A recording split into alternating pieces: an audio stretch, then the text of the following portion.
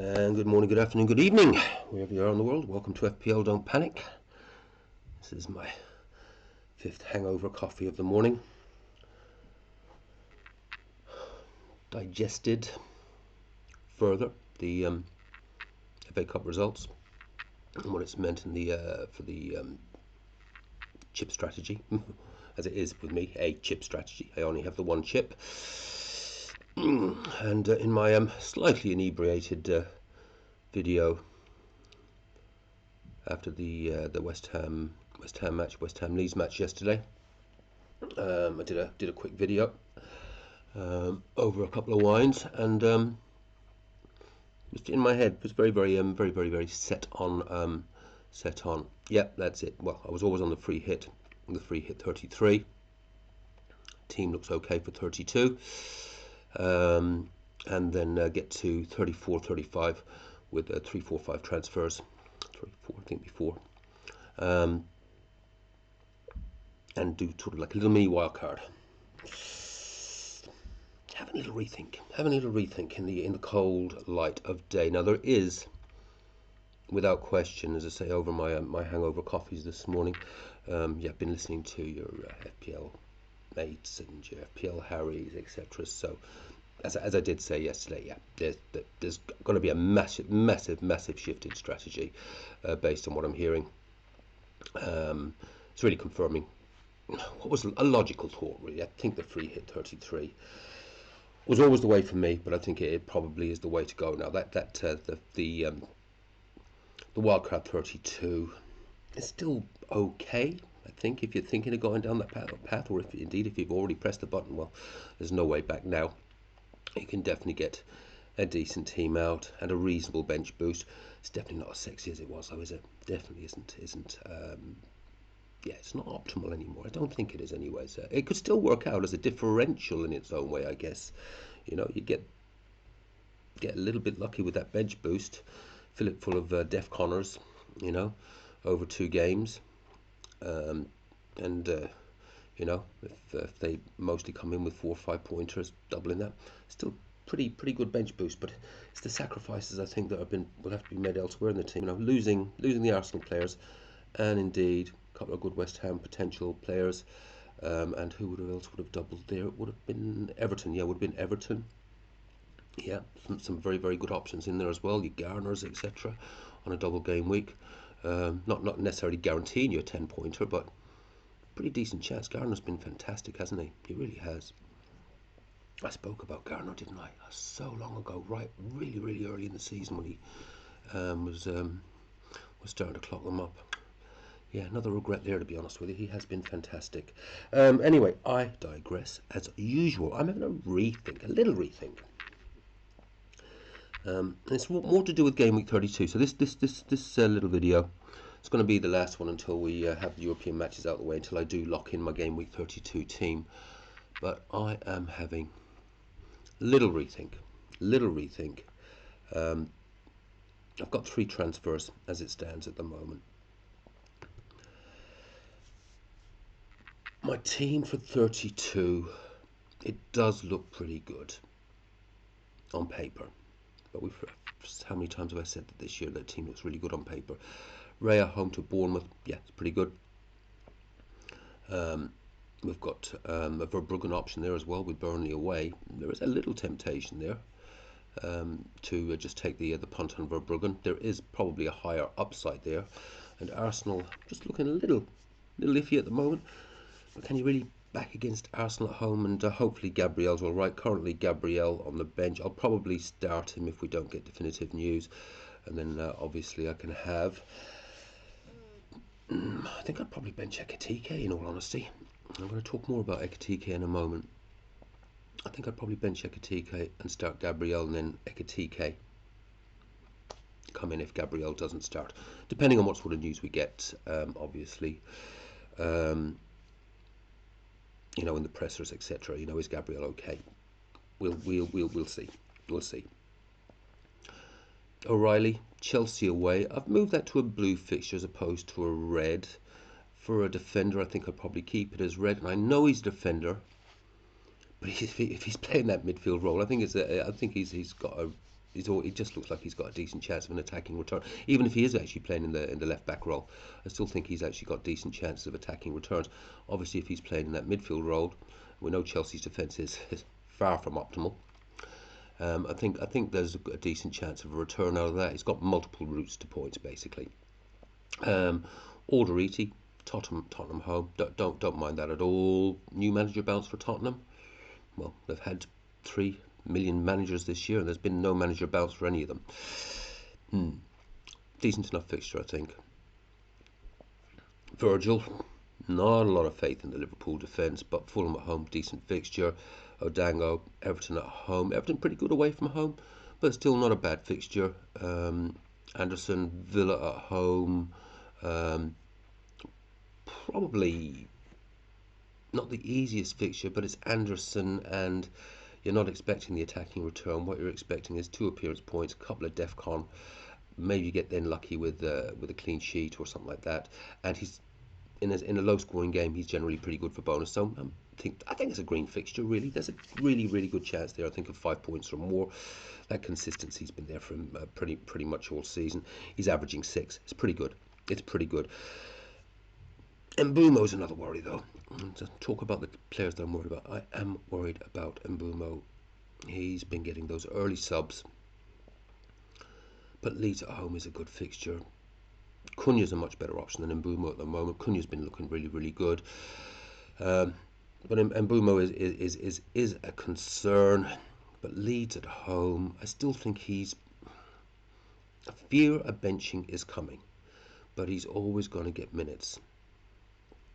After the international break, though, did he get that? Maybe the break, maybe just needed a break. Seems silly to say that, though, given the limited amount of games that United have been playing. But he's not been looking himself, and I do think, to a degree, he's been played out of position. Now he looked fairly promising in that sort of false 9 position for a little bit, but he's better out wide. Is a benching coming? But he'll always get 30 minutes at least.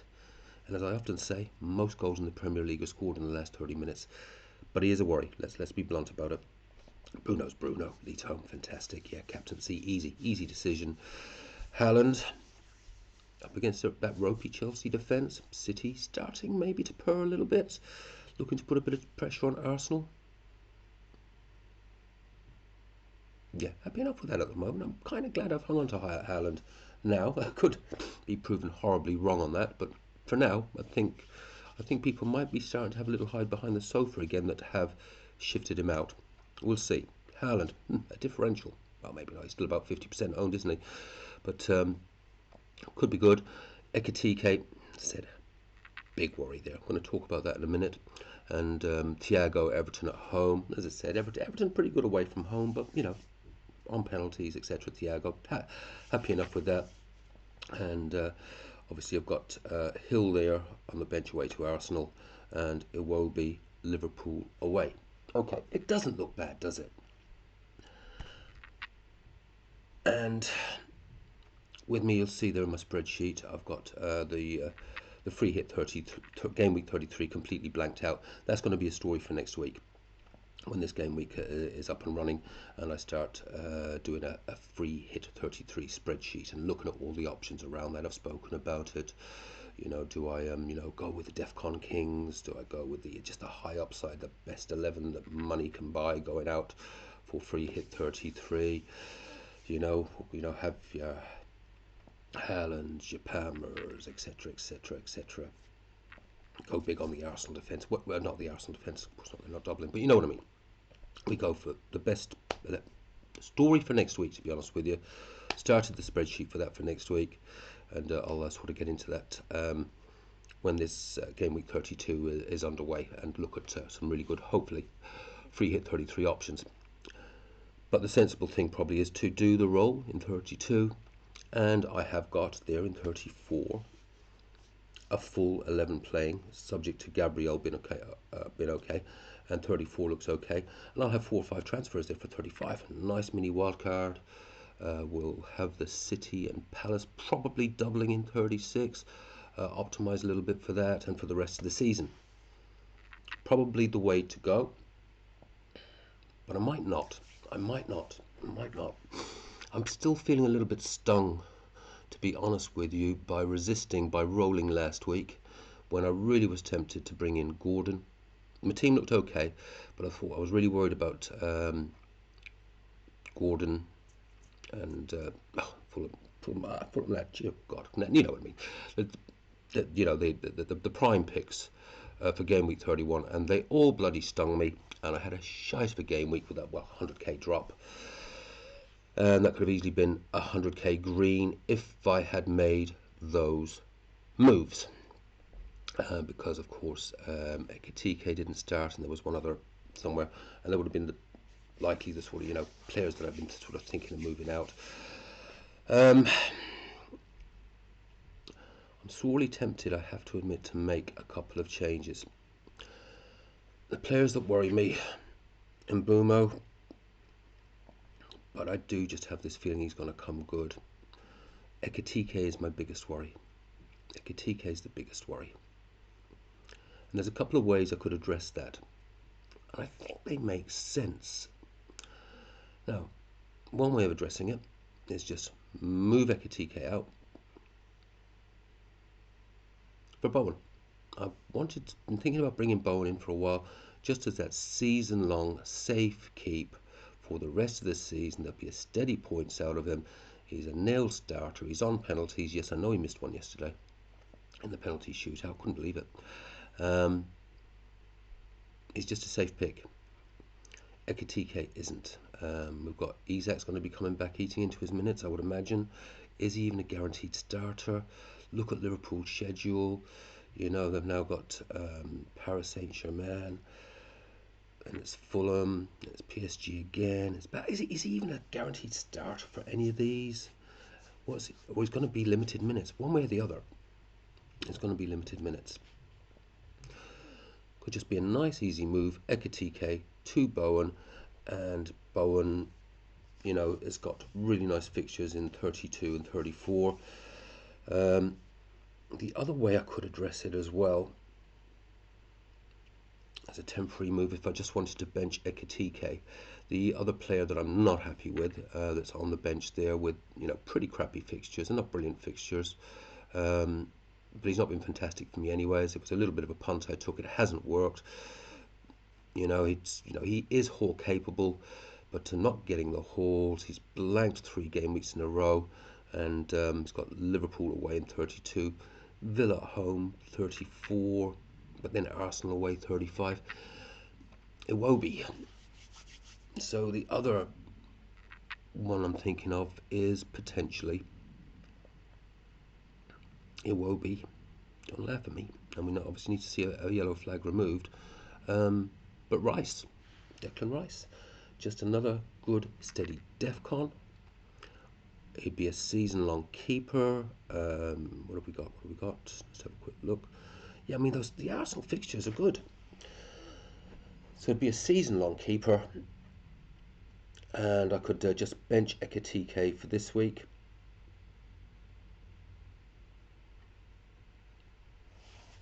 Play Declan Rice with the good fixture.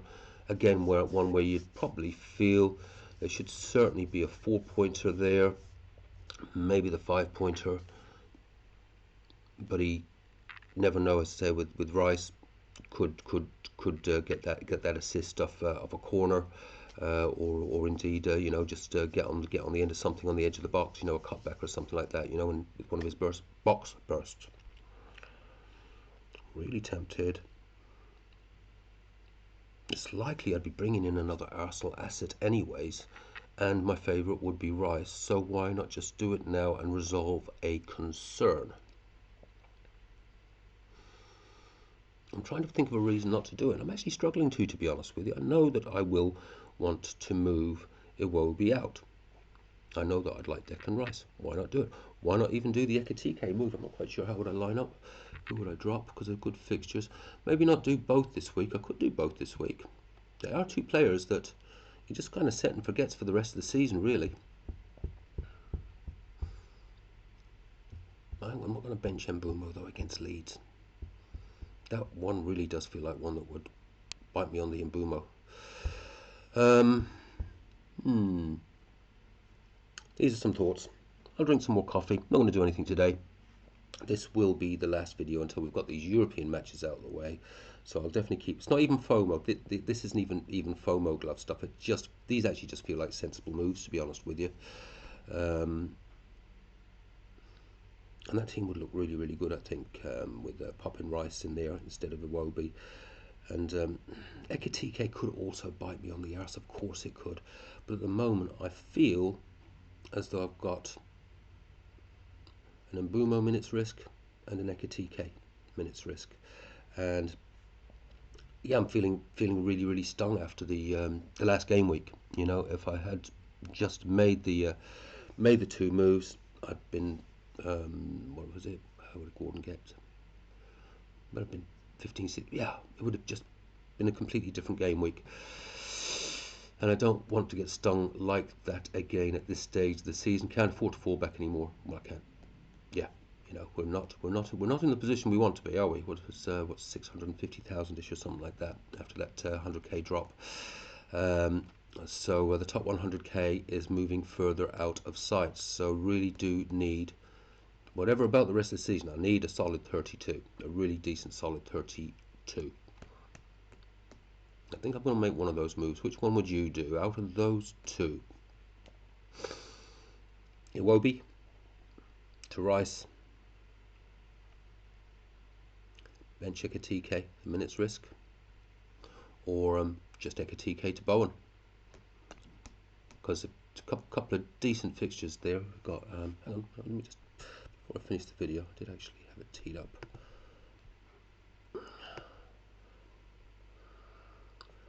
There we go, just pop that there. Let's see if I can actually, oh, West Ham Wolves. West Ham Wolves. It's got to be worth a punt, isn't it? Feels safer. And where is he? What's he got? What's he got? What's he got? Get up there. West Ham Everton. Not bad. I mean, I'm kind of liking West Ham at the moment. They're get this out of the way. They're yeah, let's get that. They're fighting. They're fighting. I thought they would look pretty ropey for most of that game yesterday. But I think, you know, the focus is on Premiership survival. I think they're going to survive. I think they're fighting. Bowen, you know, he's still at the meaty end. He did actually look good yesterday. He did actually look good yesterday. Hit that post. Had a couple of other chances. Was heavily involved. Defcon. He gets a bit of Defcon now as well. I think I will do the Bowen move. I think I will. What do you think? Those are my two things I'm thinking about. I think I'm going to make a transfer. I think I've almost made a decision there. Might as well have him in now. I know I want those players anyways. Rice and Bowen.